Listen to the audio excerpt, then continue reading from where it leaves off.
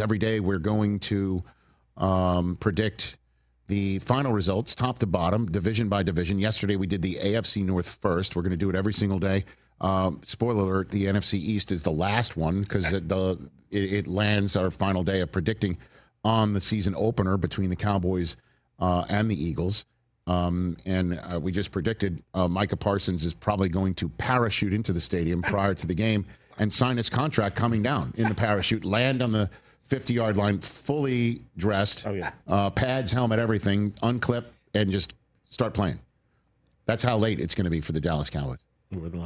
At any rate, that's next Thursday. Mike Del Tufo will give us some music before Nnamdi Asomugha comes out of our green room and hangs out with us. The director, actor, former Pro Bowler. Chris, you want to go first? Or we're going to go Chris or TJ first? Mike, I'm sorry. I know you told me during the commercial break. Chris, you're first on the NFC South. I'm wondering if we're going to be lockstep in every single one of these. Tells me this could be sweet. But Chris, are we going chalk? What do you got for me over here? I'll start at the bottom. I think it's an obvious Saints being fourth.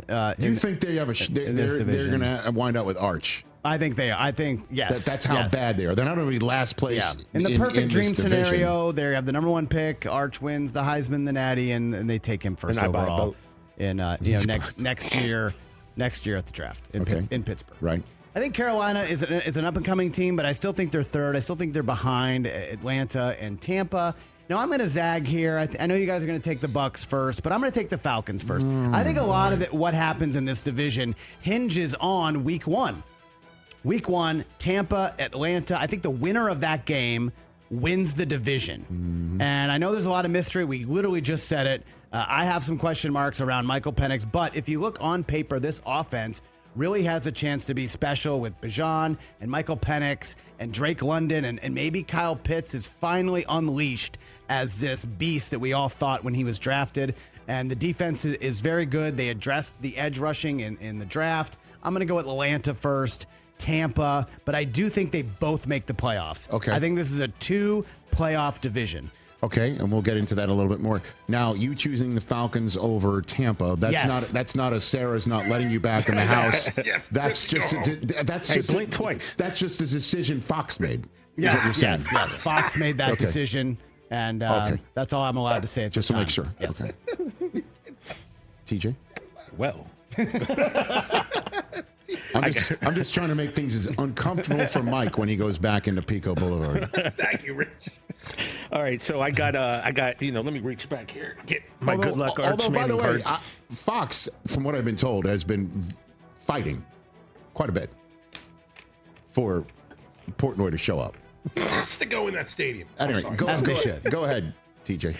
All right, so in the battle of, just bringing out the Arch card for good luck here, we got the Saints. They're finishing last. Now, again, you think if he wins the Natty and he is the first overall pick and goes to New Orleans, where he's from, that makes your card more valuable. Boom. Yes. Clearly, no question. When he wins the Heisman, it's, okay, go ahead. So then the Saints are in last place because you believe it and it makes your card more valuable. I won a boat. Yes. Somebody has put a $7 million boat across from me. It could be mine. Listen, we got the Panthers coming.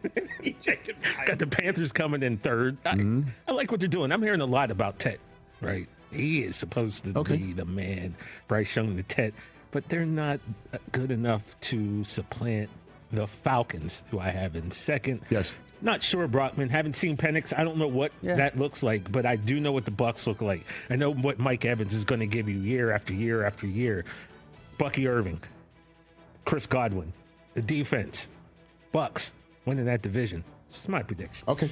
And then my NFC South prediction, not going to just belabor it. It's the same. Yeah. We've been here, Rich. You and I. It's the same. I think, listen, I know last year before, Cousins fell off a cliff, he had the Falcons in perfect position to win this division because he had some great games against Tampa. He really did. Yeah. Right? So obviously the Falcons offense with Cousins at the control has shown that they can win a game like Week 1 and then perform well enough to win the division.